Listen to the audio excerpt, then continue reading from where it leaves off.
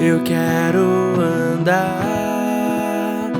como ele andou, pisar nas pegadas que ele deixou. Eu quero viver como ele aqui, com os olhos nos céus e as mãos a servir. Nós estudamos até agora algumas verdades bem estabelecidas que precisam sempre estar na nossa mente. Uma delas é a autoridade da palavra de Deus sobre as nossas vidas. Seja sempre Deus verdadeiro e todo homem mentiroso.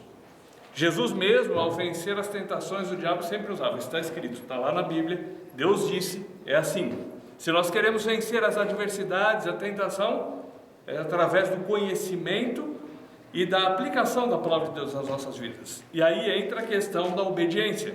Ouvimos, entendemos e colocamos em prática. Também nós vimos sobre a nossa identidade em Cristo. Quem nós somos em Cristo agora? Temos uma nova vida. Ele nos deu a salvação. Essa salvação é segura, é garantida pelo caráter daquele que nos prometeu. Essa salvação é garantida pelo sacrifício de Cristo, pela obediência de Cristo no nosso lugar. Somos filhos de Deus, temos uma nova posição, agora somos declarados filhos de Deus, temos uma posição privilegiada de estar diante dele, e também uma nova vida que nos é oferecida. Lá em 2 Coríntios 5,17 diz, se alguém está em Cristo é nova criatura, as coisas antigas já passaram, eis que se fizeram novas. Também nós vimos sobre a nossa vida em Cristo. Temos um caminho para andar. Temos um exemplo a seguir, que é Jesus Cristo. Temos uma grande responsabilidade e uma perspectiva totalmente diferente. Lembra em Efésios 2, quando a gente estudou, que a salvação é pela graça, vem por meio da fé, não vem das obras para que ninguém se glorie, porque somos feituras suas, criadas em Cristo Jesus para as boas obras, as quais Deus de antemão preparou para que andássemos nelas. E aí semana passada falamos sobre Jesus conversando com os discípulos ali na última ceia, antes de ser preso, antes de ser morto, e ele fala para os discípulos, olha, eu vou morrer. Os discípulos estavam apreensivos com aquela verdade, e aí ele fala, olha, o Espírito Santo, ele está convosco, ou seja, até a morte de Cristo, até aquele momento ali, o Espírito Santo durante todo o Velho Testamento estava com as pessoas. Mas aí ele fala, mas ele estará em vós. Depois de Atos 2, quando ele desce, e nós estudamos essa história, o Espírito Santo habita a vida daquele que crê. Aí nós fomos para Atos, capítulo 1, e nós vimos que Jesus disse para os seus discípulos, esperem em Jerusalém até que a promessa do Espírito Santo venha sobre vocês. E entre o dia que Jesus disse isso e o dia que desceu o Espírito Santo foram 10 dias. E aí a gente vê por que eles tinham que esperar. O Espírito Santo, no Velho Testamento, ele capacitava as pessoas para realizar a obra de Deus. Também nós temos uma obra que Jesus colocou diante de nós. Ele falou para que fôssemos suas testemunhas. E para nos capacitar para isso, veio o Espírito Santo para ajudar-nos a realizar a obra, como ajudou Bezaleel a fazer toda a obra do tabernáculo. Na vida de Jesus a gente vê o trabalho dele, o capacitando dentro do ensino, na autoridade que ele tinha sobre os demônios, nas curas, nos milagres que foram efetuados. E aí Jesus diz, ali entre o capítulo 14 e o capítulo 16, naquela noite ele diz que o Espírito viria, para quê? Primeiro, habitar, morar dentro de nós. Segundo, selar, garantir. Lá em Efésios 1, 13 e 14, diz que depois que ouvistes a palavra da verdade, tendo também o evangelho da vossa salvação, você ouviu, você entendeu, tendo nele crido, fostes selados com o Espírito Santo da promessa. Ele é a garantia, ele é o penhor que Deus dá de garantir a nossa salvação. Para nos lembrar sobre os ensinos de Jesus, para nos ensinar, dirigir o nosso viver, e o papel dele, a função dele principal é glorificar a Cristo. Aí nós vimos em Atos 1,8 que Jesus disse, olha, recebereis poder ao descer sobre vós o Espírito Santo e ser-me-eis testemunhas.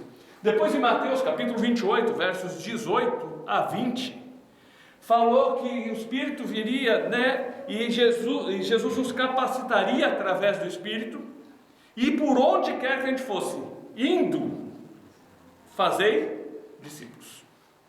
Continuando, a gente pensa o seguinte: Jesus colocou diante de nós um grande desafio. E a pergunta é: será que Ele pode contar com a gente? Será que nós podemos ser suas testemunhas daquilo que Ele tem feito por nós? Bom, Jesus sobe aos céus. Aí em Atos capítulo 2, verso 1, a promessa é concretizada, o Espírito Santo desce, e aquelas pessoas falam em línguas que eles não conheciam. Eles não, mas os ouvintes que estavam ali conheciam. Eram línguas faladas no Império Romano. Eram pessoas que vieram da Arábia, vieram de Roma, vieram da região da Mesopotâmia, que é o Iraque. Essas pessoas vêm a Jerusalém, esperam ouvir a leitura dos textos sagrados em hebraico, e de repente eles ouvem as grandezas de Deus na língua materna deles, onde eles haviam nascido. Aí, aquele momento fez com que aquelas pessoas em volta ficassem admiradas do que estava acontecendo. Mas alguns dos judeus que não falavam outra língua falaram: eles devem estar bêbados, porque eles não entendiam nada.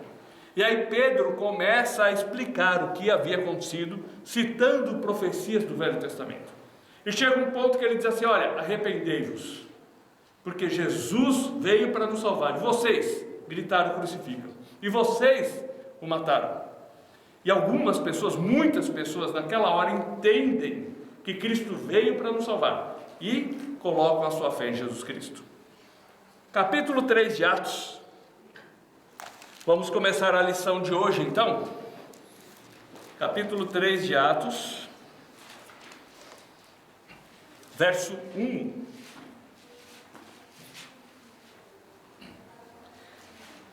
Pedro e João subiam ao templo para a oração da hora nona. Então a hora nona seria às 3 horas da tarde, lembrando que o judeu contava das 6 da tarde até as 6 da manhã, das 6 da manhã às 6 da tarde. Então é só fazer a conta, a hora nona, 3 horas da tarde.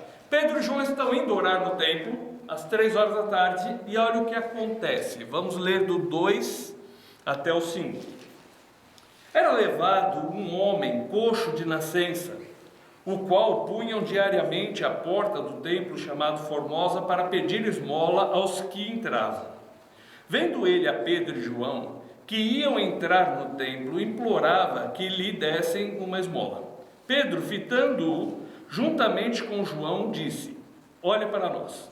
E ele os olhava atentamente, esperando receber deles alguma coisa. Bom, o que esse homem esperava de Pedro e João? Uma esmola.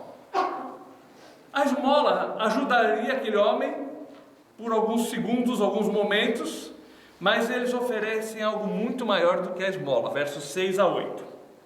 Pedro, porém, lhe disse: não possuo nem prata nem ouro, mas o que tenho, isso eu te dou. Em nome de Jesus Cristo, o Nazareno, anda. E tomando-o pela mão direita, o levantou, imediatamente os seus pés e tornozelos se firmaram, e de um salto se pôs em pé. Passou a andar e entrou com eles no templo, saltando e louvando a Deus. Para ver como foi o milagre absoluto de Deus, uma pessoa que tem uma dificuldade, uma fratura, ou pode ser também que está com uma fraqueza nas pernas, ela vai fazer fisioterapia vários meses para conseguir firmar as pernas. Ali, Cristo cura aquela pessoa, e ele já levanta como se ele nunca tivesse tido problemas, e sai saltando e louvando a Deus. Imagina, 40 anos que o homem, mais para frente fala, 40 anos que ele estava aleijado, de repente, você poder andar. Então imagine a alegria que esse homem entra dentro do templo. Versos 9 e 10. Viu todo o povo a andar e louvar a Deus, e reconheceram ser ele o mesmo que esmolava, assentado à porta formosa do templo. E encheram-se de admiração e assombro por isso que lhe acontecera. Então aquelas pessoas dentro do templo olham aquele homem e falam: não é o aleijado que ficava ali na frente? Sim. E como que ele está andando, saltando e festejando aqui por estar bem? Como que é isso? As pessoas se admiraram. E aí, a partir deste momento, Pedro começa a ensinar como que foi que esse milagre aconteceu. Versos 11 e 12. Apegando-se ele a Pedro e João, todo o povo correu atônito para junto deles no pórtico chamado de Salomão. À vista disso, Pedro se dirigiu ao povo dizendo: Israelitas, por que vos admirais disso? Ou por que fitais os olhos em nós como se pelo nosso próprio poder ou piedade o tivéssemos feito andar?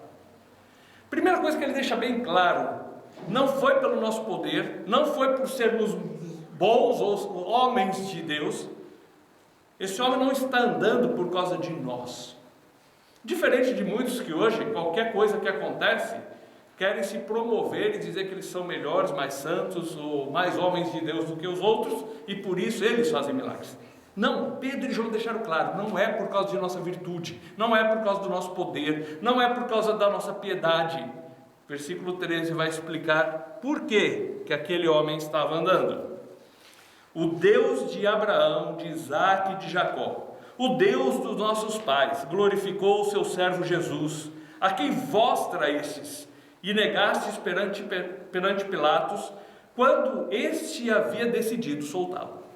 Vós, porém, negastes o santo e o justo, e pedistes que vos concedessem um homicida. De Sarte, matastes o autor da vida, a quem Deus ressuscitou dentre os mortos, do que nós somos testemunhas. Ele fala assim: olha, vocês querem saber como esse homem está andando? O que aconteceu com ele? Então vamos lá. O Deus dos nossos pais, o Deus de Abraão, de Isaque, de Jacó, enviou o Salvador, enviou o Messias, enviou Jesus. Jesus teve uma vida santa, ele foi justo nos seus atos, e vocês o mataram. Pilatos iria soltá-lo, já havia decidido soltá-lo, porém vocês gritaram o quê? Crucifique. Continuando, versículo 16: pela fé em o nome de Jesus, é que esse mesmo nome fortaleceu a este homem que agora vedes e reconheceis. Sim, a fé que veio por meio de Jesus deu a este saúde perfeita na presença de todos vós. Então não foi pela nossa virtude, não foi porque fomos melhores, não foi por causa de nós, foi por causa de Jesus. Ele é que fez esse milagre, ele é que deu saúde para esse homem, ele que restabeleceu, ele que fez tudo isso. E quem é esse Jesus? Aquele a quem vocês mandaram matar. Continuando, versículos 17 e 18: e agora, irmãos, eu sei que o fizestes por ignorância, como também as vossas autoridades, mas Deus assim cumpriu o que dantes anunciara por boca de todos os profetas, que o Cristo havia de padecer.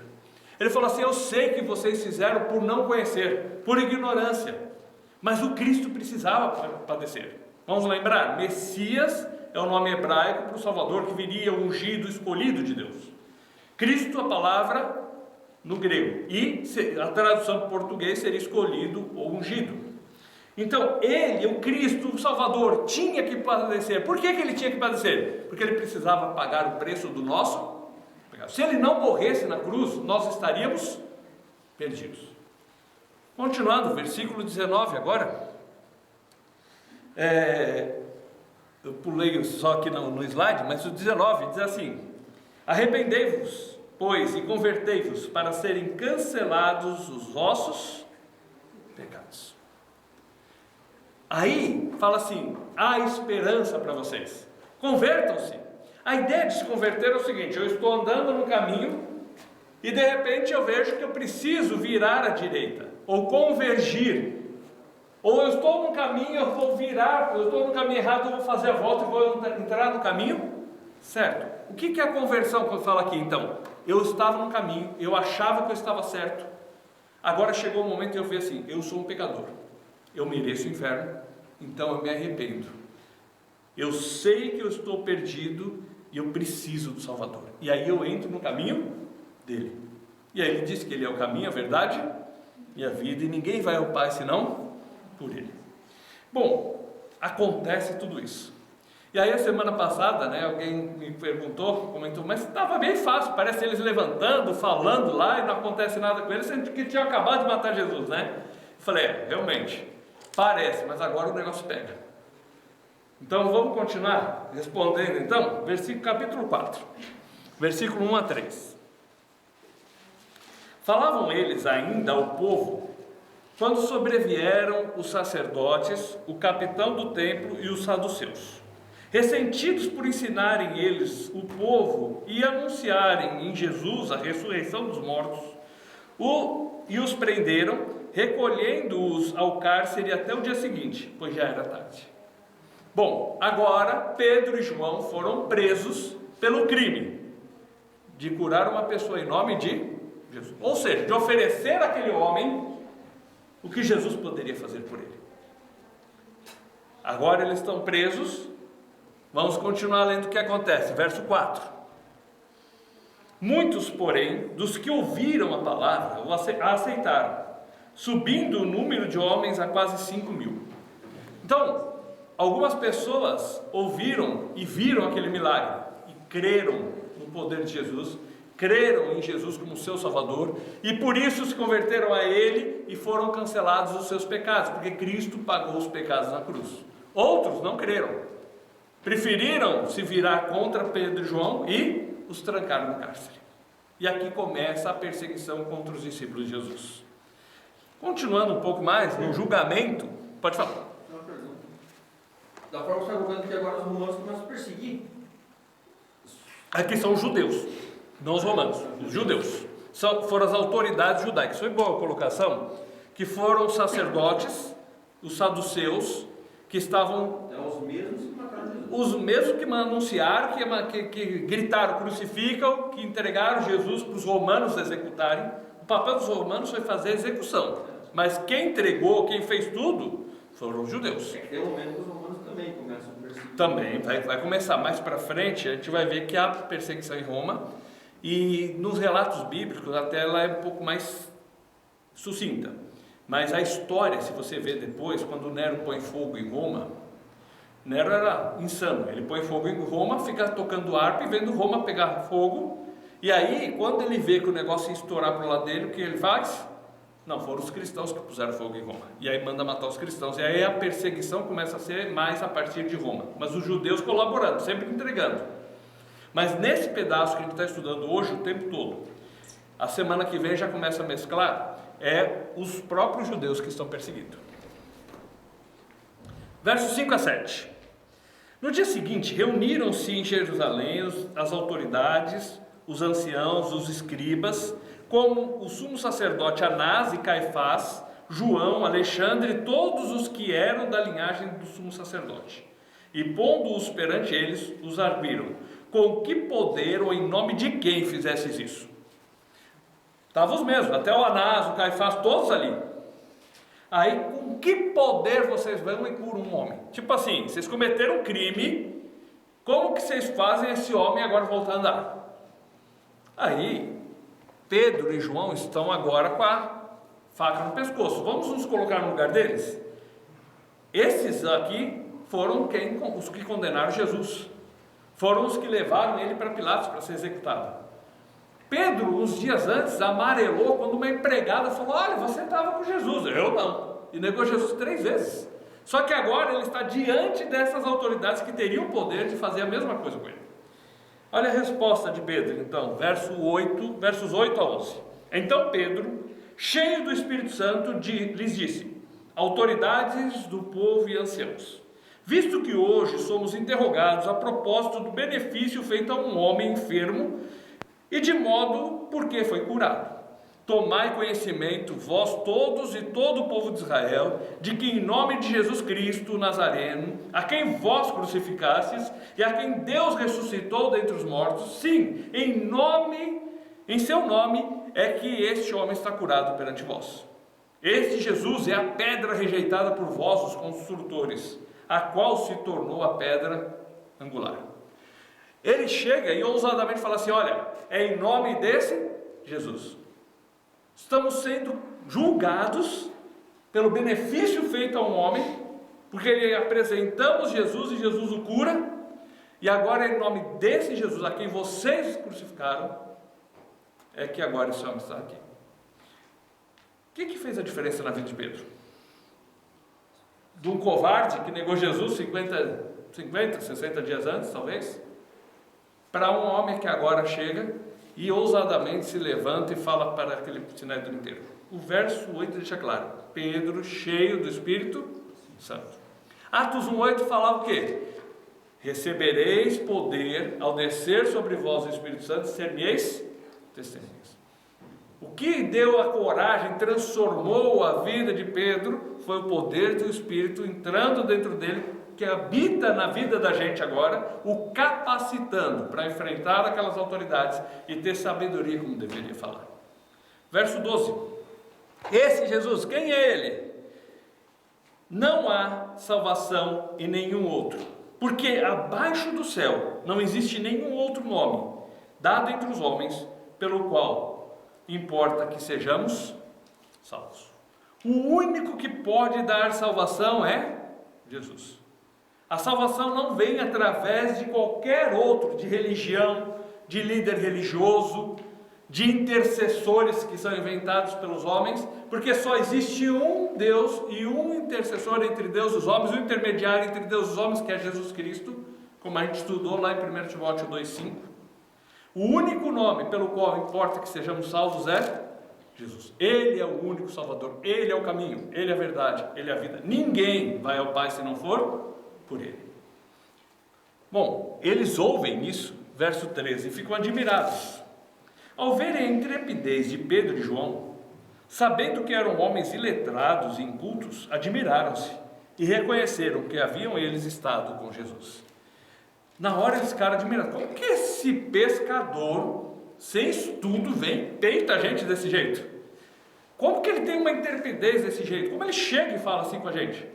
E aí viram, eles eram seguidores de Jesus, eles aprenderam com Jesus, Jesus influenciou a vida deles, Jesus transformou a vida deles. A mesma coisa acontece com a gente, na proximidade com Jesus, no andar perto dele, no seguir os caminhos deles, os conselhos dele, a nossa vida é transformada dia após dia. E o Espírito Santo que mora dentro de nós vai nos capacitando para realizar aquilo que Deus quer, vai transformando a nossa vida, como transformou um covarde de um Pedro, naquele que agora está falando perante a multidão do templo e perante as autoridades que queriam matá-lo. Versículo 14: vendo eles o homem que fora curado, nada tinham que dizer em contrário. Ou seja, eles queriam matar Pedro e João, queriam fazer alguma coisa, mas eles não podiam negar o milagre que aconteceu. O desejo deles era negar, mas não tinha como. O homem estava todo dia na porta do templo pedindo esmola. Todo mundo sabia que ele era aleijado. E o povo estava vendo aquilo impressionado. E aí eles recuaram, não porque eles eram bonzinhos, eles recuaram porque eles tinham medo do povo. Porque todo mundo estava dentro do templo louvando a Deus. Olha o que Deus fez aqui no nosso meio. Versículo 18: chamando-os, ordenaram-lhes que absolutamente não falassem nem ensinassem em nome de Jesus. Então, eles discutiram ali, não podemos negar o milagre, está aí a situação, o que nós vamos fazer? Chamaram Pedro e João e falaram assim: vocês estão proibidos de falar no nome de Jesus. Vocês estão proibidos de ensinar o nome de Jesus. E olha a resposta deles, verso 19: mas Pedro e João lhes responderam: julgai se é justo diante de Deus ouvir-vos antes a vós, outros do que a Deus. Julguem se é justo ouvir vocês ou a Deus. Nós vamos obedecer a quem? A vocês ou vamos obedecer a Deus? Verso 20: porque não podemos deixar de falar das coisas que vimos e ouvimos. Eles naquela hora, eles falam o seguinte: o que nós vimos e o que nós ouvimos é mais importante do que a nossa vida. Nós não podemos deixar de falar do que Cristo fez por nós. Nós não podemos deixar de falar do amor dele. Nós não podemos deixar de falar que ele pagou os nossos pecados. E aqueles homens os ameaçando, e eles dizendo: nós não vamos nos calar. Verso 21 e 22: Depois, ameaçando-os mais ainda, os soltaram, não tendo achado como os castigar, por causa do povo, porque todos glorificavam a Deus por que acontecera. Ora, tinha mais de 40 anos aquele em quem se operara essa cura milagrosa. Então aqueles homens não tinham mais o que falar. Liberaram, mas ameaçaram. Se vocês falarem, sofrerão as consequências. E Pedro e João falou: não podemos deixar de falar. Importa obedecer a Deus do que aos homens. Talvez você passe por pressões também. Às vezes não nesse nível. Vou te matar se você falar de Cristo. Mas de repente você vai ouvir pessoas querendo te calar. Pessoas querendo que você não fale do que Deus fez pela sua vida. Ou talvez, em alguns momentos, você vai ver o que a Bíblia diz e você vai ter o pensamento do mundo, o pensamento das pessoas, e você vai ter que escolher se você vai ouvir o que Deus diz ou o que os homens dizem. Se você vai seguir o que Deus pede de você ou o que os outros estão impondo, a sociedade, a mídia ou o que o mundo impõe.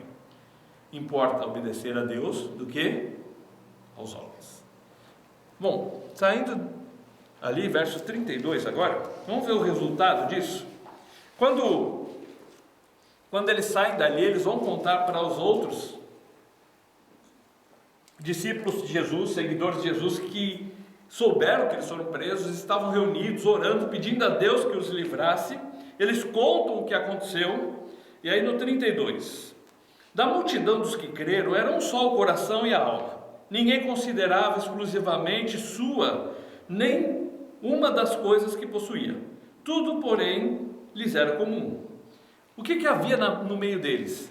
Em vez de, isso é meu, o seguinte, isso daqui é para uso de Deus. Se havia uma pessoa necessitada, ele ia lá e socorria. Se havia uma pessoa passando por uma dificuldade, ele usava do que ele tinha para ajudar aquela pessoa. Como que isso seria para nós hoje? Eu estou vendo uma pessoa passando mal com uma dificuldade, eu uso o meu carro para socorrer aquela pessoa.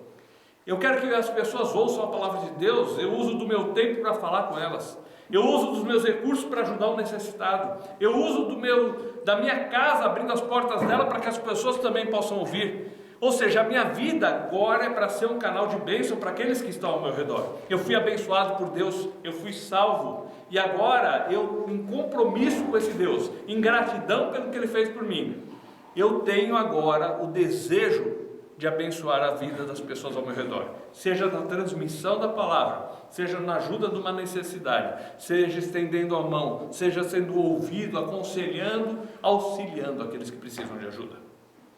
Verso 33. Com grande poder, os apóstolos davam testemunho da ressurreição do Senhor Jesus, e em todos eles havia abundante graça. Interessante quando fala aqui que eles davam com poder, com ênfase, de uma forma veemente, deixando claro que Jesus estava vivo. E muitas das vezes, até realizando milagres como a cura daquele homem, para servir de exemplo para o povo. O Jesus que curou as pessoas, o Jesus que ressuscitou Lázaro, que multiplicou os pães, que acalmou a tempestade, ele está vivo. Aí alguém vai dizer: como que você prova que ele está vivo? Ele continua fazendo as mesmas obras. Ele continua agindo do mesmo jeito. Se ele estivesse morto, esse homem não levantaria e andaria. Se ele estivesse morto, outros milagres não aconteceriam. Mas ele está vivo. E aí diz que no meio do povo havia abundante graça. A graça é o estender a ação de Deus dentro das nossas vidas. A graça é um favor não merecido. Nós não merecíamos a salvação e essa graça veio e nos alcançou. Cristo pagou os nossos pecados e eu creio. E essa graça que me alcançou para a salvação da minha alma é a mesma graça que me ajuda no meu dia a dia, que transforma o meu viver, que as pessoas podem ver através da minha vida o que Cristo fez por mim, que elas podem ver através da minha vida que Cristo faz a diferença. Eu ainda sou um pecador, eu ainda erro às vezes, mas eu procuro cada dia mais servir esse meu Senhor. A graça dele pode ser vista na vida das pessoas que se entregam a ele. Porque a graça que nos salva é a mesma que nos transforma. Lá em Tito, capítulo 2, se quiser olhar ali, ele fala sobre isso. A graça que alcançou aquelas pessoas é a mesma que mudou a vida delas. E também é a mesma que muda a nossa vida. Tito capítulo 2, versos 11 a 13. Eu acho que até a gente já leu uma vez esses versos. Espero todos acharem. Tito 2, 11 a 13. Porquanto a graça de Deus se manifestou Salvador a todos os homens. Quem é Tito? Tito ele foi um discípulo de Paulo. Quando nós continuarmos o estudo, talvez daqui 2, 3 semanas, a gente vai estudar a história de Paulo, e ele foi um dos que Paulo levou a Cristo e depois foi junto com Paulo anunciar a palavra em outras cidades. Então Timóteo e Tito foram os dois mais próximos ali, Silas também, mas esses acabaram Paulo escrevendo uma carta a eles para especificar como eles deveriam agir no lugar que eles estavam servindo a Deus. Timóteo, Paulo chega a chamar de filho, de tão próximo que era dele. Então, na hora que a gente chegar na história de Tito, lá para frente, no livro de Atos, a gente vai ver sobre ele. Tito 2, verso 11. É Paulo que está escrevendo para Tito. O nome é Tito porque é uma carta que Paulo escreveu para Tito. Então, quem escreve é Paulo. Verso 11. Porquanto a graça de Deus se manifestou Salvador a todos os homens. A graça que nos salvou é um presente de Deus. Deus mandou o seu Filho para morrer por nós. Cristo deu a sua vida. Os nossos pecados foram perdoados na cruz e a gente crê. E essa graça se manifestou Salvador, certo? Versículo 12. Educando-nos, a mesma graça que nos salvou, que se manifestou salvadora, nos ajuda, nos ensina, nos educa, educando-nos para que, renegadas a impiedade e as paixões mundanas, vivamos no presente século, sensata, justa e piedosamente.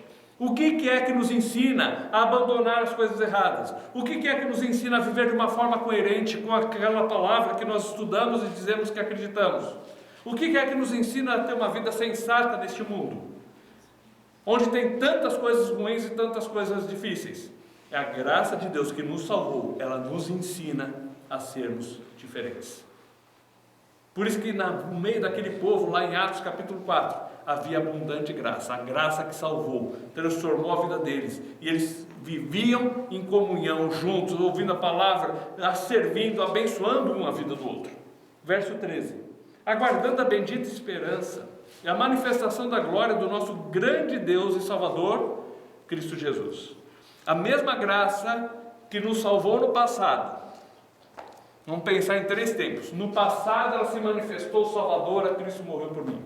É a mesma graça que me ajuda no presente hoje, me ensinando a viver neste mundo. E a mesma graça que me faz olhar para o futuro e saber que Cristo um dia vai voltar, que eu vou morar com Ele, que a eternidade inteira eu vou passar com Ele. Então a graça salvadora é a mesma graça que nos ensina, nos ajuda hoje e nos faz ter a certeza da vida eterna. Voltando em Atos, capítulo 4. Atos 4. Nós vamos ler os versos 34 e 35. Enquanto todo mundo está achando, eu quero dar um recado antes que eu esqueça. A semana que vem nós não vamos ter estudo. Eu vou postar nos grupos para ajudar a lembrar, tá? Mas eu vou ter que fazer uma viagem a trabalho. Eu saio sexta-feira e volto dia 3. Então dia 3 vai ter estudo, que eu vou estar de volta. Mas eu vou para Colômbia, eu vou ficar quase 2 semanas, entre 2 dias de viagem para ir, 2 para voltar. Então infelizmente semana que vem não vai ter. Mas na outra volta ao normal. Voltando então, Atos capítulo 4, versos 34 e 35. Pois nenhum necessitado havia entre eles, porquanto os que possuíam terras ou casas, vendendo-as, traziam os valores correspondentes, depositavam aos pés dos apóstolos.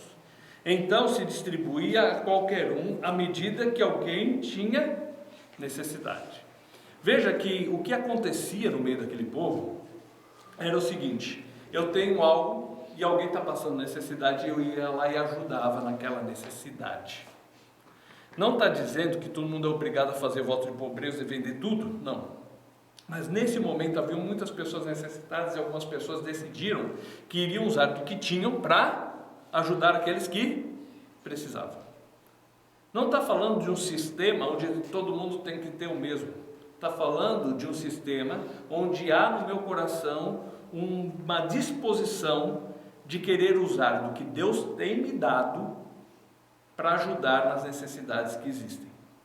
É um princípio da contribuição que a gente viu lá, por exemplo, Abraão. Ele foi lá na batalha, libertou Ló e o seu sobrinho e as pessoas ali, voltou com os despojos, e aí ele deu o dízimo para Melquisedeque, que era rei de Salém. O que estava acontecendo ali? Ele reconheceu que tudo que ele tinha, aquilo que ele trouxe, foi fruto da bênção de Deus. Ele saiu para a batalha sem nada, volta com as coisas, e ele fala assim: gratidão a Deus, eu devolvo isso. No meio dessas pessoas havia essa disposição. O que eu tenho é porque Deus me deu. As coisas que eu tenho hoje, que eu possuo, as bênçãos que eu tenho, materiais, é Deus que me deu. E aí usava dessas coisas para ajudar aqueles que tinham necessidade, para que no meio daquele povo todos tivessem o mínimo que precisavam. Então havia essa disposição, essa comunhão entre eles. Capítulo 5 agora. Nós vamos pegar os versos principais, porque Atos tem 28 capítulos, e nós vamos fazer Atos e Romanos também, né? Então vamos adiantar um pouquinho. Versos 12 e 13, fala assim: muitos sinais e prodígios eram feitos entre o povo pelas mãos dos apóstolos, e costumavam todos reunir-se de comum acordo no pórtico de Salomão. Mas dos restantes ninguém ousava juntar-se a eles, porém o povo lhes tributava grande admiração. Veja que tinha 3 tipos de pessoas ali no meio daquele povo. Tinha aqueles que ouviram a mensagem e creram, e eles se reuniam sempre numa parte do lado do templo, estavam ali sempre ouvindo a palavra, tinham o desejo de estarem juntos e de ouvirem a palavra. Existia aqueles que odiavam, como os fariseus, os saduceus, os sacerdotes, que ameaçaram Pedro e João, certo? E havia aquelas pessoas que tinham medo de se aproximar por causa da perseguição, por causa da crítica, por causa da família, por causa do que os outros iam dizer, mas admiravam aquele povo, porque a conduta deles era coerente com a fé que eles professavam.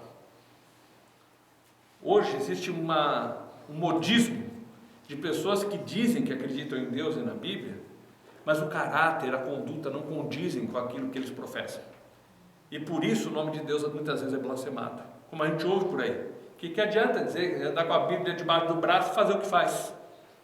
O que adianta dizer que acredita em Deus, mas olha só.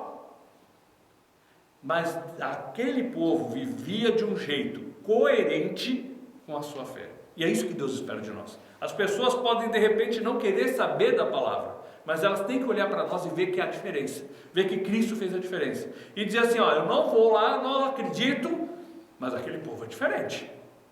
Mas é verdade que Deus muda a vida das pessoas, porque eu conheço aquele cara e olho o que ele mudou. E aí as pessoas vão poder ver que Cristo faz a diferença na vida das pessoas. E aí, versículo 27 e 28 agora. Trouxeram-nos, versos 27 e 28, trouxeram-nos apresentando-os ao Sinédrio, e o sumo sacerdote interrogou-os. Aqui de novo, os discípulos de Jesus, vamos explicar o que aconteceu, estão sendo presos e interrogados de novo. Por quê? Por causa da fé que tinham em Cristo. Então, o Sinédrio era composto por quê? Fariseus, saduceus, sacerdotes, escribas, os religiosos judeus da época. Eles prendem de novo os discípulos, os trazem presos, e o sumo sacerdote começa o interrogatório, verso 28, dizendo: expressamente vos ordenamos que não ensinasseis nesse nome, contudo enchestes Jerusalém da vossa doutrina, e quereis lançar sobre nós o sangue desse homem. Eles começam com qual acusação? Vocês desobedeceram a nossa ordem, vocês continuam falando em nome desse Jesus, e agora estão querendo jogar o povo contra a gente, dizendo que nós somos culpados da morte dele. Era verdade ou não? Era, mas eles estavam ficando queimados no meio do povo, e aí eles estão bravos. Vocês não podem mais falar. E aí continuam as ameaças, e aí elas pioram, verso 29. Então Pedro, E os demais apóstolos afirmaram: antes importa obedecer a Deus do que aos homens. De novo, a mesma convicção: importa obedecer a Deus em vez dos homens. Isso funciona para todas as áreas da nossa vida, todas. Seja para falar de Cristo e alguém está falando para você parar de falar, ou seja para as áreas onde o mundo prega uma coisa e você vê outra na Bíblia. Importa obedecer a Deus. Aí, continua o julgamento ali, continua a situação, verso 30 a 32. Pedro vira e fala para eles: o Deus dos nossos pais ressuscitou Jesus, a quem vós matastes, pendurando-o no madeiro.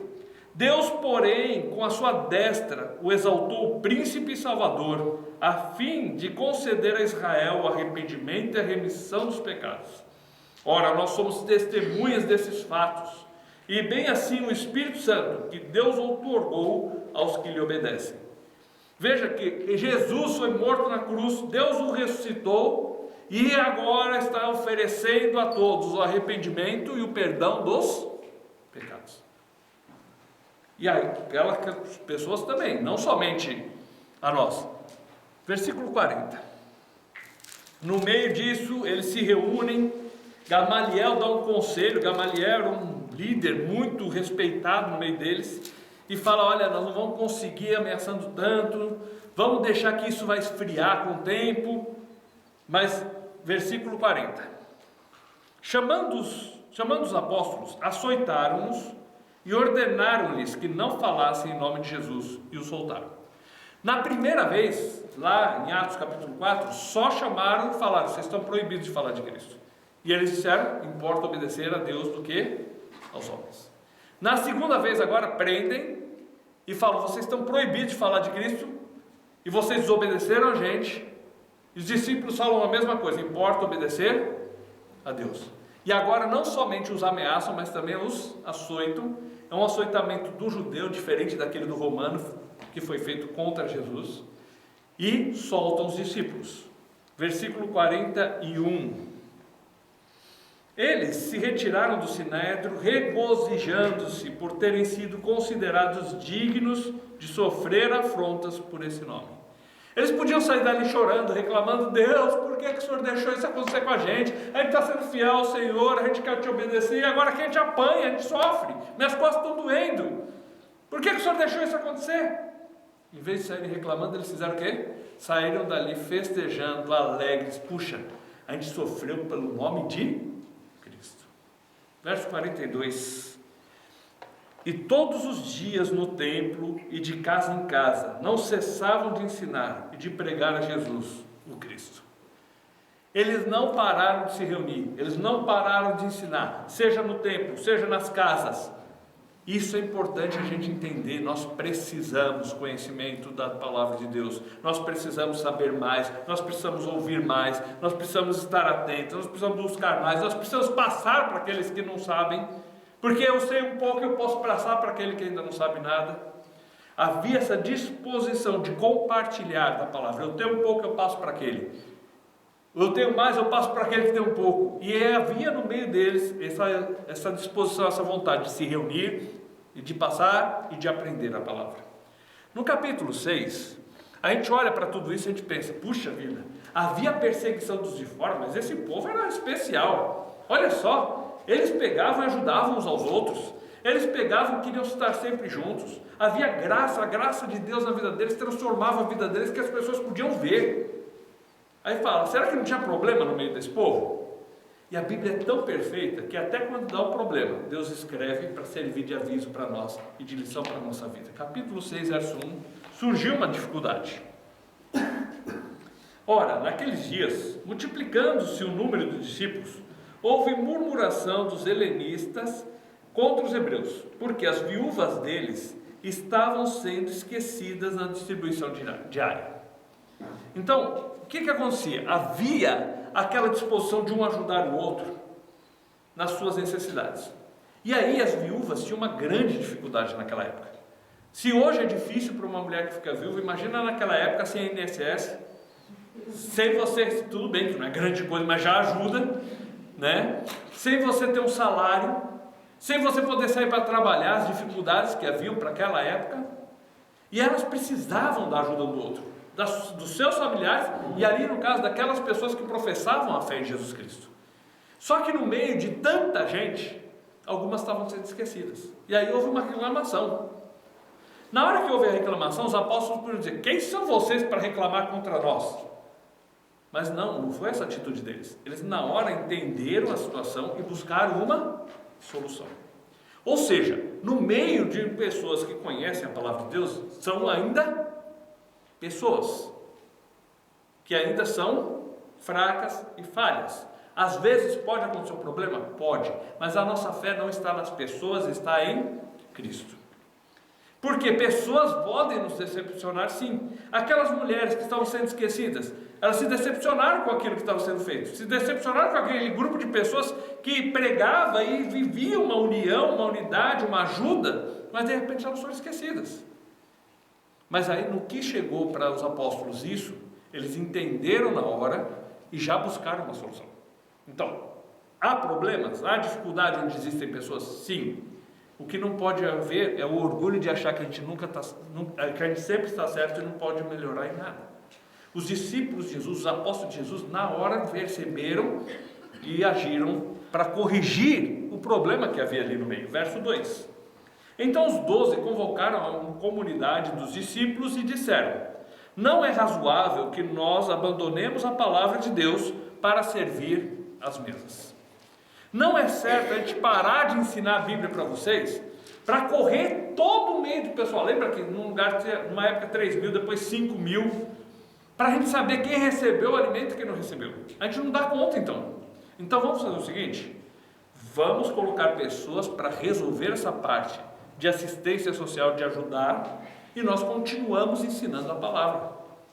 Então, em vez de eles centralizarem e dizer assim: não, nós mandamos aqui e pronto, acabou, eles colocam pessoas para conseguir atender essas necessidades, para que eles continuem tendo tempo para ensinar a palavra para os outros.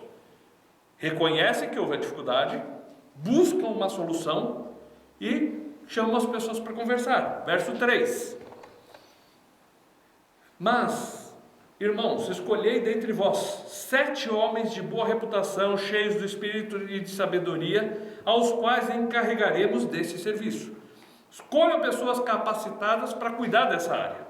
Versos 4 e 5. E quanto a nós, nos consagraremos à oração e ao ministério da palavra. O parecer agradou a toda a comunidade e elegeram Estevão, homem cheio de fé e do Espírito Santo, Filipe, Procópio, Nicanor, Timão, Pármenas e Nicolau, prosélito de Antioquia. Aí colocaram essas pessoas para cuidar dessa necessidade. Então havia quem cuidava das mesas, para quem cuidava das necessidades, da ajuda que as viúvas estavam precisando. E veja como é interessante, fala da ajuda para aquelas viúvas. Era uma necessidade social que havia naquela época. A Bíblia fala lá em Timóteo que aquele que não quer trabalhar também não coma. Porque tem gente que não quer trabalhar e quer se encostar nos outros. A Bíblia deixa claro isso. Mas uma viúva precisava da ajuda. Então aquele pessoal se reunia para ajudá-la. Os discípulos, os apóstolos de Jesus continuavam indo e levando a palavra, e essas pessoas serviam as mesas. Aí daí vem a palavra diácono, que é servir. Diaconia é serviço. Então essas pessoas começaram a ajudar as necessidades físicas que as pessoas tinham. Só uma diferençazinha para explicar aqui, que às vezes pode ficar confuso, quando fala discípulos e apóstolos, tá? Discípulo quer dizer seguidor. Os discípulos de Jesus, os 12, e todos os outros que seguiam Jesus, discípulos, seguidores de Jesus. Quando chega um ponto que Jesus os envia, olha, ide por todo mundo, pregar o evangelho a toda criatura, ou recebereis poder, ou descer sobre vós, e ser minha testemunha. Quando Jesus os envia para fora, aí eles são colocados como apóstolos, que a palavra apóstolo é aquele que é enviado. Então os discípulos, os 12 discípulos, depois foram enviados por Cristo. Por isso que agora chamam eles de os apóstolos, porque foram aqueles que Cristo enviou para continuar a obra. E os discípulos são seguidores de Jesus. Bom, no meio deles então, versos 6 e 7, apresentaram-nos perante os apóstolos e estes, orando, lhes impuseram as mãos. Antes de ler o 7, o ato de impor as mãos é transferência de autoridade. Então, aquelas 7 pessoas estavam ali, eles teriam um cargo, eles exerceriam um serviço no meio do povo. E aí, colocaram as mãos sobre eles e assim: nós estamos colocando sobre vocês essa responsabilidade para que o povo entendesse que eles teriam esse serviço. A palavra, quando aparece ministério na Bíblia, ela sempre está ligada a serviço. Quando a gente pensa em ministro, a gente pensa em alguém que manda, por causa do Brasil, ministro da Justiça, ministro da Saúde. Na Bíblia, sempre que aparece ministério ou ministro, é serviço, aquele que serve. O resultado disso, então, verso 7. Crescia a palavra de Deus, e em Jerusalém se multiplicava o número de discípulos. Também muitíssimos sacerdotes obedeciam à fé. Veja que no meio disso, houve uma dificuldade, resolveu-se a dificuldade, e a palavra continuava sendo anunciada. Cresceu o número de discípulos, e alguns dos sacerdotes, vários deles acabaram crendo. O sumo sacerdote continua aquele cara que queria pegá-los, Anás, Caifás, aquela turma do Sinédrio continuava os perseguindo, mas até alguns dos sacerdotes conseguiam entender o que Cristo fez e começaram a seguir a palavra de Deus, começaram a ser discípulos de Jesus. Verso 8. Estevão, lembra que o Estevão foi um daqueles 7 colocado na função de diácono, que quer dizer o que serve para servir as necessidades, certo? Da mesa, quando as viúvas tinham uma necessidade. Verso 8. Estevão, cheio de graça e poder, fazia prodígios e grandes sinais entre o povo. Deus usou a vida de Estevão e através de Estevão mostrava muitos milagres. Aí você fala assim: tá, e hoje, como que fica essa questão de milagres? Eu creio num Deus que faz milagres, mas toda vez que a Bíblia fala de milagres acontecendo, e a gente poderia estudar algumas horas, dentro do texto de 1 Coríntios capítulo 12, diz assim: a manifestação do Espírito é dada a cada um para o fim proveitoso. Ou seja, Deus vai agir e fazer algo quando Ele tem um propósito. Naquela época havia um grande propósito. Cristo estava vivo. Como que provava que Jesus ressuscitou? Os sinais que Jesus fazia, os discípulos dele, os apóstolos estavam fazendo também. Isso batia nos olhos daquelas pessoas que viram Jesus fazer milagres e falavam assim: ele tem que estar vivo, porque são os mesmos milagres. Por isso que era tão importante esses milagres para autenticar a mensagem: Jesus está vivo. Bom, Estevão está pregando, está ensinando, e isso incomodou o Sinédrio de novo. Os líderes religiosos de novo se sentem incomodados, versos 9 e 10. Levantaram-se, porém, alguns dos que eram da sinagoga chamada dos libertos, dos sirineus, dos alexandrinos, dos da Cilícia e Ásia, e discutiam com Estevão. E não podiam resistir-lhe a sabedoria e o espírito pelo qual ele falava. E aí algumas pessoas ali começam a discutir com ele que aquilo não podia ser assim, e Estevão começa a provar que Jesus era o Cristo, era o Salvador. Verso 11. Então subornaram homens que disseram: temos ouvido esse homem proferir blasfêmias contra Moisés e contra Deus. Lembra que com Jesus fizeram a mesma coisa? As pessoas eram pagas para dar falso testemunho contra Jesus diante de Pilatos, e o testemunho deles não era coerente. Fizeram isso no julgamento do Sinédrio. Agora pagaram alguns para dar falso testemunho contra Estevão, para condená-lo. E aí que fala: ele pregou contra Moisés, ele pregou contra Deus, contra o templo. E aí no meio dessa discussão, capítulo 7, versos 1 e 2. Então lhe perguntou o sumo sacerdote: porventura é isto assim? De novo o sumo sacerdote conduzindo um julgamento contra os discípulos de Jesus. Verso 2. Estevão respondeu: varões, irmãos e pais, ouvi. O Deus da glória apareceu a Abraão nosso pai, quando estava na Mesopotâmia, antes de habitar em Harã. Aí ele começa a contar a história. Como esse capítulo é bem longo, eu vou resumir a história aqui. Ele começa a falar de Abraão, como Deus o chamou, como Deus o traz da região do Iraque, da Mesopotâmia, o leva a Harã, que é a região da Síria. Deus o chama para através dele vir uma grande nação. Aí ele cita o capítulo 12, verso 3, que através de Abraão viria uma grande nação, mas viria o Salvador, que traria bênção a todas as famílias da terra. Aí ele começa a citar Isaac, Jacó, José, Moisés. Fala como Moisés estava no Egito, como filho da filha de Faraó, depois fala que ele foi para o deserto, que Deus o chamou na sarça, fala que Deus pegou e usou Moisés para tirar o povo de Israel do Egito, fala do sacerdócio de Arão, ele vai se discorrendo pela Bíblia.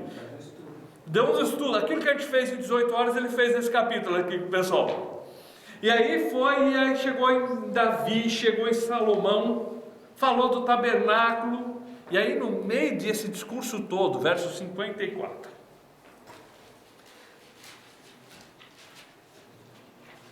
ouvindo eles isto, enfureciam-se no seu coração e rilhavam os dentes contra ele. Aí despertou o ódio deles, versos 55 e 56. Mas Estevão, cheio do Espírito Santo, fitou os olhos no céu, viu a glória de Deus e Jesus que estava à sua direita. E disse: eis que vejo os céus abertos e o Filho do Homem em pé à destra de Deus. Aquela hora, ele diz assim: olha, eu estou vendo o céu aberto, estou vendo Deus e Jesus está do lado dele. Aí os caras que já estavam com ódio piorou mais ainda. Por quê? Eles tinham raiva porque eles diziam assim: Jesus morreu e roubaram o corpo dele. Jesus não está vivo. Agora Estevão está dizendo: ele está tão vivo que eu estou vendo ele lá no céu junto com Deus e está em pé lá. Agora tem uma curiosidade: os outros textos da Bíblia que falam de Jesus à direita do Pai, geralmente Jesus está sentado, mas aqui ele estava em pé. Por quê? Vamos continuar lendo e vocês vão entender por quê. E essa verdade aqui é muito bonita. Versos 57 a 59. Eles, porém, clamando em alta voz, taparam os ouvidos e unânimes arremeteram contra ele. E lançando-o fora da cidade, o apedrejaram. As testemunhas deixaram suas vestes aos pés de um jovem chamado Saulo e apedrejaram Estevão, que invocava e dizia: Senhor Jesus, recebe o meu Espírito. Bom, naquela hora Estevão é apedrejado até a morte, porque ele confiou em Jesus. E aí entra aquela curiosidade: Jesus estava em pé. Por que então não sentado e em pé? Quando alguém chega na nossa casa, você está sentado, vai chegar a visita, o que você faz? Você se levanta e vai lá receber a pessoa, não é isso? Estevão estava sendo morto naquela hora. E ele clama: Senhor Jesus, recebe o meu Espírito. E Jesus já está em pé, estendendo a mão, o recebendo, para chegar na sua presença. Nós temos várias certezas que a Bíblia dá sobre a vida eterna. Então, algumas delas, Deus prometeu, Jesus prometeu, o Espírito Santo é o selo, é a garantia. Mas aí fica algumas pessoas falando assim: mas quando morre, para onde vai o Espírito, para onde vai a alma? Fica dormindo e depois vai vir. Como que vai ser esse negócio de arrebatamento? Como que vai ser esse negócio de ressurreição? E a gente fica às vezes confuso com as informações. Mas esse texto ajuda a gente a perceber o seguinte: na hora que a gente está morrendo, Jesus está lá estendendo a mão, e o Espírito e aquilo que a gente é, que é os nossos pensamentos, nossas emoções, o nosso relacionamento com Deus, Ele recebe na sua presença naquela hora. Ele diz: Senhor Jesus, recebe o meu Espírito. E Jesus está em pé, pronto para recebê-lo. Se você tem dúvidas sobre a vida eterna, o que acontece depois da morte, você pode olhar para esse texto, e se um dia você estiver no leito de morte, pensando: puxa, e agora? Eu criei. Jesus disse que eu tenho a vida eterna. E naquela hora a gente vai com certeza morar para sempre com o Senhor. Ele está lá pronto para receber a gente. Tem um texto lá em Salmo 73. Deixa marcado aqui. Vamos lá no Salmo 73.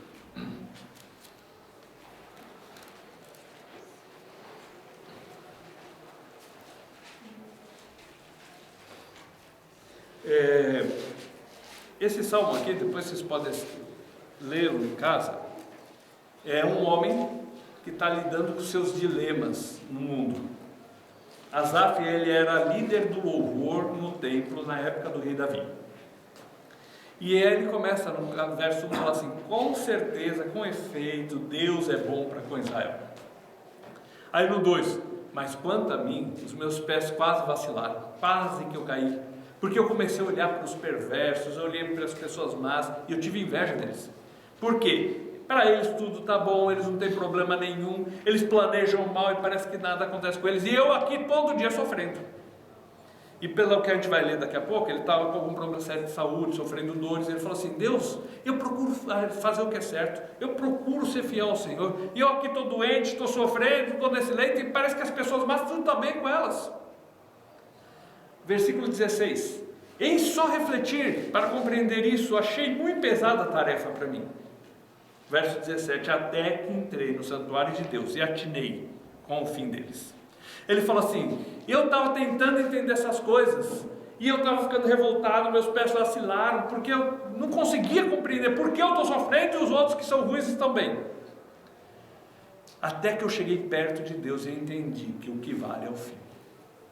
Aí ele começa a ver que o fim daqueles é a destruição, o fim deles é a separação eterna de Deus. E aí qual que era o fim do Asaf? Aí vamos um pouquinho para frente, versículo 23. Bom, só para ajudar a entender, vamos ver o 21 até o 23. 21: quando o coração se me amargou e as entranhas se me comoveram, eu estava embrutecido e ignorante, era como irracional a tua presença.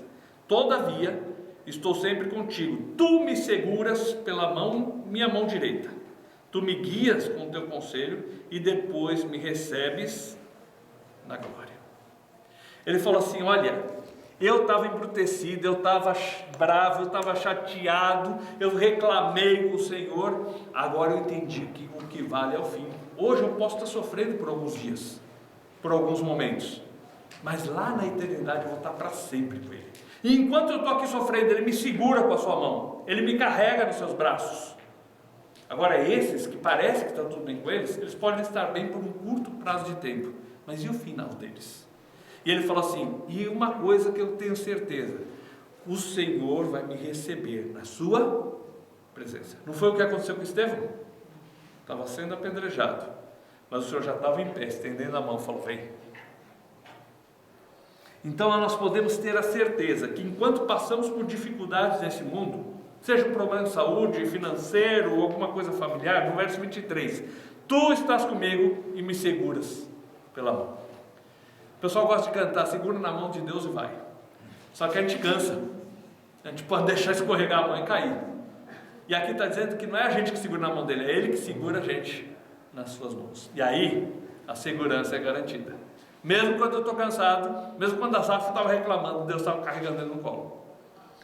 E aí, no final de tudo, o Senhor me recebe na glória. Tem uma versão que fala assim: me recebes na glória com honras. A ideia é a seguinte: eu terminei essa carreira e eu chego no céu vitorioso. É como Jesus chegando e falando assim: chega aqui, servo bom e fiel, entra no gozo do teu Senhor. Versículo 26. Vamos ler o 25 e 26. Quem mais eu tenho no céu? Não há outro em quem eu me compraza na terra. Veja só aqui, quando a gente passar dessa vida para outra, não tem ninguém que vai com a gente, nem seu pai, nem sua mãe, nem seu marido, nem sua esposa, ninguém vai poder te ajudar, mas Deus está no céu, e eu tenho Ele comigo. Jesus está lá estendendo a mão: vem aqui, meu servo, vem aqui junto comigo. Versículo 26. Ainda que a minha carne e o meu coração desfaleçam, Deus é a fortaleza do meu coração, e a minha esperança para sempre. Então, ainda que a minha carne desfaleça, doença física que ele passava, dor, a minha esperança desfaleceu, o meu coração eu estou desanimado, eu não estou tendo esperança para o meu dia a dia. Eu olho para Deus e encontro força na hora da aflição e certeza para a eternidade inteira, porque o Senhor é a minha herança para sempre, e Ele me recebe na glória com honra. Voltando lá, pensando nesses salmos e imaginando a cena de Jesus levantando e Estevão falando: Senhor, recebe o meu espírito. O Senhor me recebe na glória. Verso 60. Atos 7, 60. Então, ajoelhando-se, clamou em alta voz: Senhor, não nos imputes este pecado. E com essas palavras adormeceu. Interessante que de novo não fala morreu, porque a morte para aquele que crê em Jesus não é o fim. A morte para aquele que crê em Jesus é o corpo ficando na terra, mas o espírito e a alma indo para a presença de Deus. Por isso que Paulo fala, que a gente leu lá em Romanos 8, que nada pode nos separar do amor de Cristo, nem a morte, nem a vida, porque somos mais que vencedores por meio daquele que nos amou. Mataram Estevão, afastaram ele de Cristo? Não, simplesmente o jogaram nos braços do seu Senhor. Capítulo 8, no meio deles ali estava o tal de Saulo, que é o Paulo, apóstolo Paulo. Saulo é o nome dele, em judeu, que é uma variação de Saul. Lembra que tinha o rei Saul? E ele era de origem judaica, pais judeus, mas ele nasceu em Tarso, então ele tinha um nome romano que era Paulo. Então Saulo e Paulo são a mesma pessoa, tá? Capítulo 8, verso 1. E Saulo consentia na sua morte. Naquele dia levantou-se grande perseguição contra a igreja em Jerusalém, e todos, exceto os apóstolos, foram dispersos pela região da Judéia e Samaria. A partir dali a perseguição se intensificou e as pessoas foram para fora de Jerusalém. Eles queriam estar juntos, era tão bom aquela comunhão de estarem juntos. Surge a perseguição, eles vão para o estado, as cidades ao redor, dentro do mesmo estado que era a Judéia, vão para o estado vizinho que era Samaria, e aonde eles vão? Eles começam a anunciar a palavra de Deus. Lembra que Jesus falou lá em Mateus 28? Na nossa versão, verso 19 diz assim: ide fazer discípulos, mas no original está indo fazer discípulos. Ele estava em Jerusalém, ele fazia discípulos. Ele foi para a cidade vizinha, dentro do mesmo estado, na Judéia, ele fazia discípulos. Ele foi para Samaria, por onde ele ia, fazia discípulos. E aí, lembra que falou: recebereis poder e ser minhas testemunhas onde? Jerusalém, Judéia, Samaria. E agora está chegando essa palavra para o pessoal da Judéia, para o pessoal de Samaria. E daqui um pouco, no próximo estudo, a gente vai ver como ela chega aos confins da terra. Capítulo 8 ainda, versículos 2 e 3. Alguns homens piedosos sepultaram Estevão e fizeram grande pranto sobre ele. Saulo, porém, assolava a igreja, entrando pelas casas, arrastando homens e mulheres e encerrando-os no cárcere. Saulo se põe contra toda a palavra de Deus, contra a fé em Cristo Jesus, e ele invade a casa, arrasta homens, mulheres, não tinha pena de ninguém. E aí ele toma uma decisão: o povo não está mais em Jerusalém, eles foram para a Judéia, eles foram para Samaria, eles foram para outros lugares. Aí ele pede uma carta ao sacerdote e quer ir atrás dos outros. Versículos 4 e 5. Entre mentes, os que foram dispersos iam por toda parte pregando a palavra. Filipe, descendo a cidade de Samaria, anunciava-lhes Cristo. No capítulo 9 a gente vai ver Saulo indo até Damasco, que era na Síria, para querer levar as pessoas presas por causa da sua fé. Mas por onde aqueles discípulos iam? Eles levavam a palavra por todos os lugares. E agora chegou no estado vizinho, Samaria. Filipe, um daqueles 7, chega e começa a anunciar a palavra ali em Samaria. Versículo 26. Um anjo do Senhor falou a Filipe, dizendo: dispõe-te e vai para o lado sul, no caminho que desce de Jerusalém a Gaza. Este se acha deserto. Ele se levantou e foi. O que é interessante aqui é que Filipe chega e começa a anunciar a palavra na região de Samaria, e diz que muitas pessoas criam. Verso 6 diz assim, as multidões atendiam, unânimes, as coisas que Filipe falava, ouvindo-as e vendo os sinais que ele operava. E aí fala que muitas pessoas creram. Pedro e João vão para Samaria para ver o que Deus estava fazendo naquela cidade, para ver como que o poder de Deus estava atuando naquelas pessoas, como que aquelas pessoas creram em Jesus. E de repente Deus fala assim: Filipe, sai daí, vai lá para o deserto. Faz sentido na cabeça da gente? Na cabeça humana não, né? Como que um cara sai de um lugar que está dando certo, que muita gente está entendendo a palavra, tem muito serviço para fazer ali, e ele vai para um lugar que não tem ninguém? Pode falar. Como que seria se um anjo aparece para Filipe? Tá, vamos ver. Mas ele Sim, a Bíblia fala que foi um anjo que chegou e avisou ele. E mais vinham esses anjos? Não, são casos bem tópicos e raros que são citados pela Bíblia. De anjo aparecer aqui, no caso, para os discípulos de Jesus, tem esse e eu não lembro se tem outro. Vou ver, a semana que vem eu te respondo com calma. Tem momento que é o Espírito Santo dirigindo a pessoa. A gente vai ver como que ele fez isso com Paulo, por exemplo. Acho que vai ser semana que vem ou na outra. Tem momentos que eles veem a necessidade e são convidados a ele. Que nem nós vamos ver no próximo estudo sobre Pedro. Pedro não queria falar de Cristo no meio dos gentios, dos povos que não eram judeus, por causa do preconceito que ainda tinha lá do passado, da religião antiga dele. E Deus tem que fazer ele ter uma visão no sentido de ver algo que seria nojento para a sua religião, para a sua cultura, para ele entender que Deus estava fazendo uma coisa diferente. Então nós vamos ver alguns sinais que Deus fez para desprender esses discípulos, para eles irem a lugares que normalmente eles não iriam. Lembra que eles vieram da religião judaica, traziam muito das suas convicções antigas, e algumas delas precisavam ser quebradas, no caso de Pedro, que a gente vai ver. E às vezes acontece com a gente também. A gente tinha uma crença e de repente a gente se pega pensando naquelas coisas e depois pensa, calma aí, não, é diferente, o que Cristo fez por mim é isso aqui, pronto. E aconteceu isso com os discípulos no começo. E aí precisava alguns avisos mais específicos. Nesse caso, havia um propósito. E porque havia um propósito, Deus mandou um anjo avisar Filipe. Lembra que a gente citou 1 Coríntios 12, 7? A manifestação, no caso ali do Espírito, mas qualquer milagre que Deus faça, qualquer aparição milagrosa, é para um fim bem específico. Ele vai para o deserto. Não sei se eu respondi, quiser, a gente pode continuar interagindo. Verso 27 e 28. Eis que um etíope, eunuco, alto oficial de Candace, rainha dos etíopes, o qual era superintendente de todo o seu tesouro, e que viera adorar em Jerusalém, estava de volta e assentado no seu carro, vinha lendo o profeta Isaías. Por que que Deus faz com que Filipe vá para aquele caminho? Tem um homem de outro país, da Etiópia, um alto funcionário da rainha daquele país, que ele foi a Jerusalém para adorar. Ele foi para Jerusalém porque ele queria ouvir a palavra de Deus, porque ele se converteu a Deus, mas ele não conhecia sobre Jesus. Esse homem tinha alguma condição financeira, porque ele tinha um roubo pessoal de Isaías para ele, o que na época era raro e caro. E ele estava lendo, ele era um homem que estava sedento por saber sobre Deus.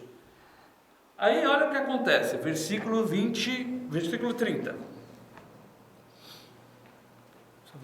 Versículo 30. Correndo Filipe, ouviu ler o profeta Isaías e perguntou: compreendes o que vens lendo? Uma boa pergunta isso.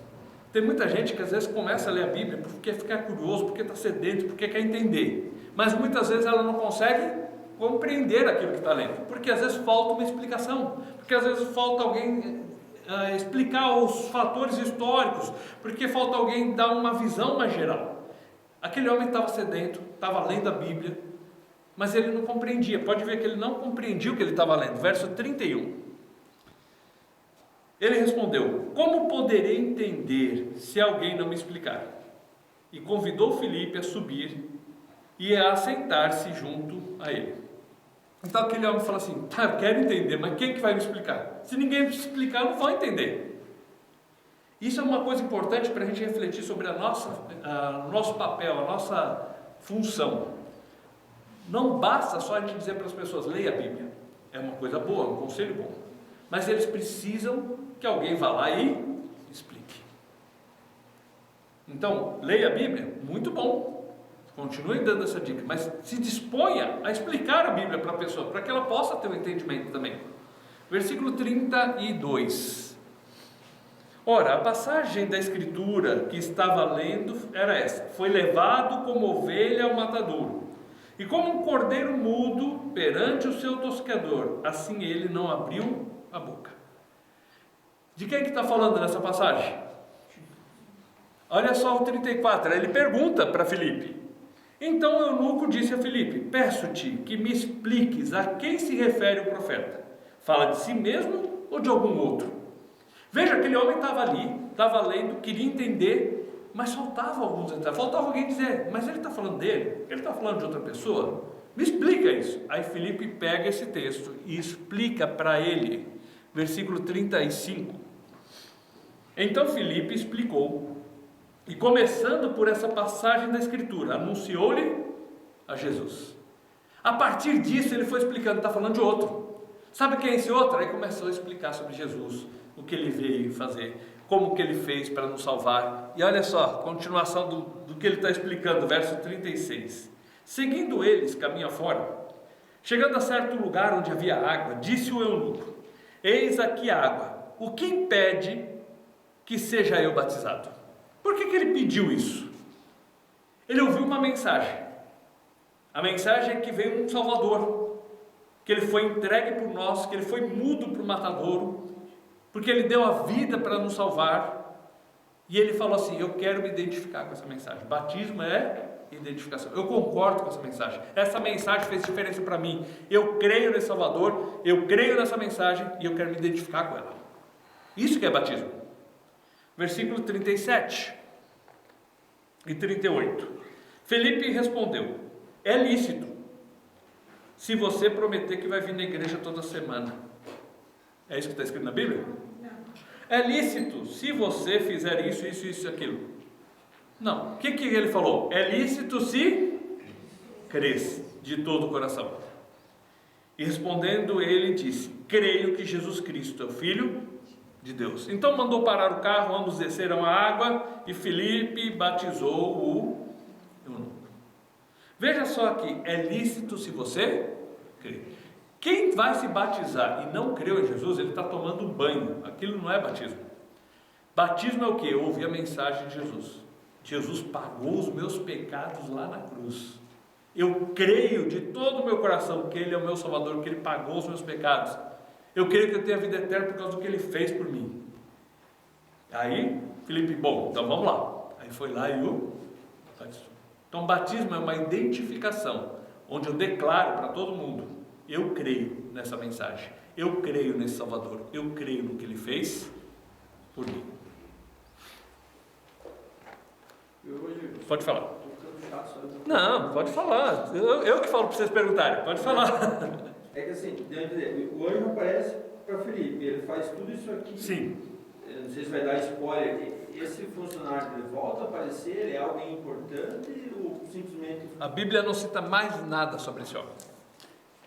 Mas uma coisa que pode ser curiosa. Porque eu fiquei curioso, ele fala assim, o anjo aparecer para alguém, é raro os casos. É uma coisa aí muito... Ele manda seguir aquele caminho, ele narra essa história e esse cara não é ninguém. Não aparece na Bíblia, mas tem uma coisa curiosa, algumas coisas para a gente refletir sobre isso. Quando se pega e lê livros de história que falam sobre o que aconteceu com os discípulos de Jesus, como eles foram mortos, coisas assim, são livros que trazem relatos, mas não tem a confiabilidade da Bíblia. São livros bons, que nem eu leio alguns livros que falam da história da igreja, como as pessoas foram mortas, livro dos mártires, eles são bons para a gente ver essa história. No meio dessas histórias, cita-se que tinha uma igreja forte na Etiópia, né, no primeiro século. Ou seja, alguém levou a palavra lá na Etiópia. Não ficou relatado na Bíblia como essa igreja se desenvolveu, mas relatou como o primeiro entendeu. Então, o livro histórico, eu não posso pôr ele no mesmo tipo de valor, na mesma base de autoridade que a Bíblia. Que a Bíblia declara como o cara se converteu. Agora, tem uma história que foi escrita por historiadores, porque pegaram relatos, manuscritos antigos, relatos históricos dos povos, que relatam que lá tinha uma igreja. Então, de algum lugar surgiu. E aí na Bíblia diz esse texto. Provavelmente, então, foi ele. Porque, olha, era um homem que já saía da sua terra e ia a Jerusalém porque queria entender a Bíblia. Quando esse cara entendeu mesmo, ninguém segurou ele. E ele era uma pessoa influente, então ela facilitava o acesso dele para passar para os outros aquela palavra que fez a diferença na vida dele. Mas eu gosto das perguntas, elas desafiam a gente. E às vezes ajudam a elucidar algum ponto que a gente não está pensando. Pode continuar fazendo, gente. Para mim é bom. Capítulo 9, versos 1 e 2. Então, lembra que eu falei de Paulo? Que ele já estava querendo, ele estava pegando, perseguindo as pessoas ali e depois quis ir para Damasco. Capítulo 9 vai discorrer isso para a gente, vai explicar. 9, verso 1. Saulo, respirando ainda ameaças e morte contra os discípulos do Senhor, dirigiu-se ao sumo sacerdote e lhe pediu cartas para as sinagogas de Damasco, a fim de que, caso achasse alguns dos que eram do caminho, assim homens como mulheres os levassem presos para Jerusalém. Veja que agora Paulo, ele não está contente de prender quem está em Jerusalém, quem está em volta. Ele vai para Damasco. Damasco é na Síria, outro país já. Mas ele ia na sinagoga e descobria, tem algum judeu aqui que está seguindo o caminho? Lembra que Jesus falou que ele era o caminho, a verdade, a vida, ninguém vai ao Pai senão por mim? No começo, os discípulos de Jesus eram chamados aqueles do caminho, porque eles falavam, olha, Jesus é o caminho para a gente chegar até Deus. E aí Paulo falou assim, eu quero achar esses caras do caminho, nem que eles estejam lá em Damasco, eu vou arrastar, trazer preso, e vou trazer preso aqui em Jerusalém.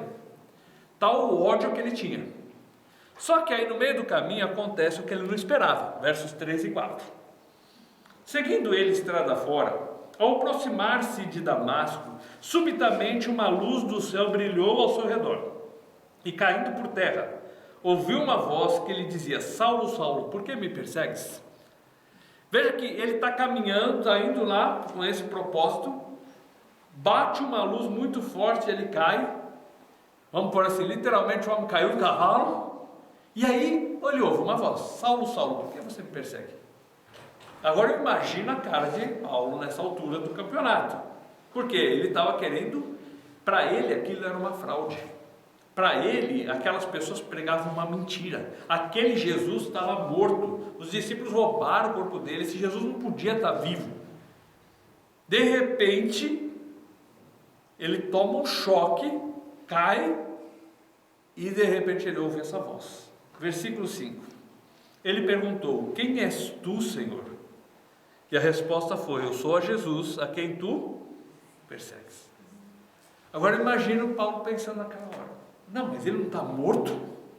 Como que ele está morto e está falando comigo aqui agora? E aquilo dá um choque em Paulo, versículos 6 e 7. Mas levanta-te, entra na cidade, onde te dirão o que te convém fazer. Os seus companheiros de viagem pararam emudecidos, ouvindo a voz, não vendo contudo ninguém. Então houve aquela luz, ele cai do cavalo, ouve a voz, e Paulo ouve aquela voz, eu sou Jesus a quem você persegue. Paulo não podia mais dizer que Jesus estava morto. Paulo agora tinha provas de que Jesus havia ressuscitado, apareceu para ele, e agora, o que ele vai fazer das convicções que ele tinha? Versículo 8. Desculpa, 8 e 9. Então se levantou Saulo da terra, e abrindo os olhos nada podia ver, e guiando-o pela mão, levaram-no para Damasco. Esteve 3 dias sem ver, durante os quais nada comeu e nem bebeu. Agora imagina o homem tem uma visão dessa, a convicção dele contra Jesus era tão forte ao ponto de ele perseguir pessoas, levar presas, arrastar famílias de dentro de casa, mulheres também, estava junto quando matou Estevão, conspirava a morte contra essas pessoas, e de repente ele vê assim, e não é que é verdade? E esse homem nem comia nem bebia por 3 dias, porque ele estava digerindo na sua mente o que é que estava acontecendo. A gente não vai ler, mas nas cartas de Paulo, ele relata que ele era fariseu, foi criado aos pés de Gamaliel, o chefão lá, lembra que a gente já falou de Gamaliel hoje? Era um homem zeloso, procurava praticar o que estava na Bíblia, ele fazia tudo aquilo por zelo, e de repente ele vê que todo aquele zelo e aquele ódio cai por terra, porque Jesus estava vivo. Como um fariseu, ele conhecia todo o Velho Testamento, e aí naquela hora passa o filme. Jesus aparece, Jesus fala com ele, e aí ele começa a lembrar as profecias sobre o Salvador. Será que esse Jesus era o Salvador mesmo? E aí ele começa a lembrar das profecias, e as profecias falavam que o Messias tinha que sofrer, tinha que morrer, que ele ia ressuscitar, e aquilo vem tudo, e o homem está digerindo naqueles 3 dias todas aquelas verdades. Aí o que acontece com esse homem depois? Bom, versículos 13 e 14. Ananias, porém, respondeu. Bom, deixa eu explicar o contexto. Naquela cidade tinha um homem que servia a Cristo, que era discípulo de Jesus, se chamava Ananias. E aí ele ouve Deus falar para ele assim, olha Ananias, lembra que é um caso específico, lembra que era uma coisa especial, ele ia falar com Paulo. para qualquer um que era discípulo de Jesus. Ó, eu vou lá falar com Paulo agora. Se Deus não mandasse na marra, o cara não ia. Ele sabia que ele ia lá para quê? Para ser preso ou morrer. Então Deus fala com Ananias. Ananias, porém, respondeu: Senhor, de muitos tenho ouvido a respeito desse homem, quantos males tem feito aos teus santos em Jerusalém, e para aqui tu trouxe a autorização dos principais sacerdotes para prender a todos os que invocam o teu nome. Ele começou a relutar, ele ficou com medo. Quem de nós não ficaria? Verso 15. Mas o Senhor lhe disse: vai, porque este é para mim um instrumento escolhido para levar o meu nome perante os gentios e reis, bem como perante os filhos de Israel. Falou assim: você vai lá e vai falar com ele, você vai orar por ele, ele vai voltar a enxergar, porque eu tenho um propósito para esse homem. Ele vai levar minha palavra para todos os lugares, vai levar até os confins da terra. Jesus faz um milagre na vida de Paulo, faz ele cair, e aquele zeloso contra Deus agora se torna uma pessoa que serve, que segue a Cristo e serve a Cristo. Olha só o que ele faz. Quando ele começa, ele volta a enxergar. O que ele vai fazer? Versos 20 a 22. Logo pregava nas sinagogas a Jesus, afirmando que este é o Filho de Deus. Ora, todos os que ouviam estavam atônitos e diziam: não é este que exterminava em Jerusalém os que invocavam o nome de Jesus? E para aqui veio precisamente com o fim de os levar amarrados aos principais sacerdotes? Saulo, porém, mais e mais se fortalecia e confundia os judeus que moravam em Damasco, demonstrando que Jesus é o Cristo. Aquele homem tem a sua vida completamente transformada. De perseguidor, agora ele passa a ensinar para todo mundo. E aí os judeus daquela cidade resolvem que querem matar Paulo, porque agora complicou. Porque se Paulo agora chega ao ponto de dizer, se Saulo está dizendo Jesus é o Cristo, então agora a coisa complicou para a gente. Então resolvem que vão matar Paulo. Versos 23 e 24. Decorridos muitos dias, os judeus deliberaram entre si tirar-lhe a vida. Porém o plano deles chegou ao conhecimento de Saulo. Dia e noite guardavam também as portas para o matarem. Verso 25. Mas os seus discípulos tomaram-no de noite e, colocando-o num cesto, desceram pela muralha. Ele teve que sair descido por um cesto pela muralha, porque se ele saísse pelas portas, estavam esperando ele para matar. Aquele que perseguia agora está sendo perseguido. Aquele que não cria em Cristo agora crê ao ponto de estar disposto a dar a vida dele por essa fé. Versos 26 e 27. Tendo chegado a Jerusalém, procurou juntar-se com os discípulos. Todos, porém, o temiam, não acreditando que ele fosse discípulo. Quem de nós ia topar? Falou: seguinte, João, vamos conversar um pouco sobre Jesus. Ficou doido. Você, Saulo, porque agora ele saiu de Damasco e voltou para Jerusalém. E era em Jerusalém que ele tocava o terror. Versículo 27. Mas Barnabé, tomando-o consigo, levou-o aos apóstolos e contou-lhes como ele vira o Senhor no caminho e que este lhe falara, e como em Damasco pregara ousadamente em nome de Jesus. Mas no meio daquelas pessoas tinha um homem chamado Barnabé. Se a gente fosse lá no capítulo 4, lá olhar de novo, fala de Barnabé, que foi um dos que resolveu vender as coisas para ajudar as pessoas que precisavam. Foi chamado de filho da consolação. Aquele homem que estava pronto a estender a mão para qualquer um, e estendeu a Paulo, quando todo mundo tinha medo dele. Isso é um papel nosso também. Estender a mão para aqueles que chegam perto do Senhor, estender a mão para aqueles que precisam. E aqui no caso, o que Paulo precisava? Era dinheiro? Não, Paulo precisava de alguém que acreditasse nele, porque ninguém conseguia acreditar. Barnabé foi, ouviu, acreditou, e foi essencial para conduzir Paulo para que as pessoas pudessem aceitá-lo no meio da igreja. Versículo 28, estando com eles em Jerusalém, entrando e saindo, pregando ousadamente o nome do Senhor. Ele ficou pregando para as pessoas o tempo todo que ele estava ali. Qual o resumo de tudo isso que a gente estudou hoje? O verso 31 dá para a gente. A igreja, na verdade, tinha paz em toda a Judéia, Galiléia e Samaria, edificando-se e caminhando no temor do Senhor, e no conforto do Espírito Santo crescia em número. Primeiro, a palavra igreja quer dizer tirado para fora, eclesia, um nome composto do grego, quer dizer, sai, tirado para fora, chamado para fora, a palavra mais certa seria isso, chamados para fora. Então o que é a igreja? Aqueles que foram chamados para fora do mundo, aqueles que decidiram seguir o caminho de Cristo e não mais o caminho do mundo. Aquela igreja, aquelas pessoas que foram chamadas para fora, elas estavam crescendo. Crescendo como? Temendo a Deus, no conforto que o Espírito Santo dá para as pessoas e crescendo em número. Uma coisa que a gente tem que pensar é o seguinte: o Espírito Santo está dentro de nós, nos consola, nos conforta, nos dirige. Todos aqueles que creem em Cristo têm o Espírito Santo morando dentro deles. Todos nós que cremos em Cristo, nós andamos no caminho que Deus tem para nós. Nós tememos a Deus, nós amamos a Deus e procuramos viver para Ele. Isso é que é essa igreja. Cresci em número, mas muito mais importante que isso, no conforto do Espírito, no temor do Senhor.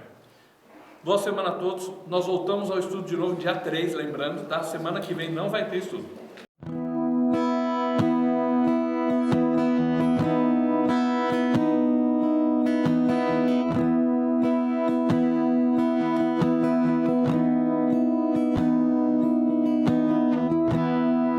Sabe aquela sensação de que você já fez mais que a vontade do Senhor? Você deixou pra trás. Como era bom te sentir tão perto e ao seu lado caminhar. Como é que eu deixei essa distância chegar?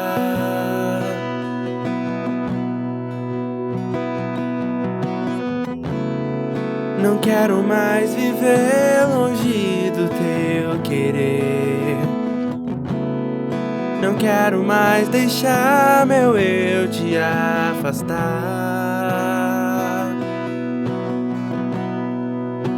Eu quero andar como ele andou, pisar nas pegadas que ele deixou. Eu quero olhar como ele olhou, olhar sem maldade, com os olhos do amor. Eu quero